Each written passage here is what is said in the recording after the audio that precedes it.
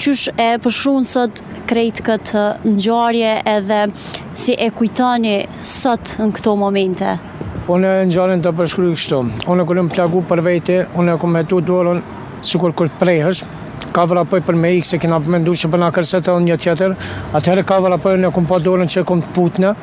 Komplet se ka vrapoj, më ka rrok dora më ftyrë, edhe kom marrë mishën këto anën të nena, kom shky, edhe kom lidh këto, kom vrapoj, më hyp në taksi, më shku në spital në Verina tona, më shku me vedijet tem të plot, aty kom pa të merret kur kam pru tjerë persona aty.